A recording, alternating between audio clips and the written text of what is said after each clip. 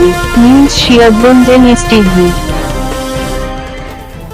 সিরাজগঞ্জের তাড়াশ উপজেলা প্রতিবন্ধী তরুণীকে ধর্ষণ মামলার পলাতক প্রধান আসামি রবিন হোসেনকে গ্রেফতার করেছে র্যাব।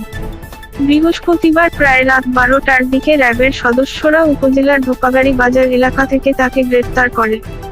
রবিন হোসেন তাড়াশ উপজেলার বারোহাঁস ইউনিয়নের বিনসারা গ্রামের মানিক কর্মকারের ছেলে। RAB 12 squadron leader company commander Mohammad Ilias Khan press বিজ্ঞপ্তিতে জানান, গত 20 মে সন্ধ্যায় বাক প্রতিবন্ধীর মা মেয়েটিকে তার ভাসুর মানিক কর্মকারের কাছে রেখে এক আত্মীয়ের দাফনে যান।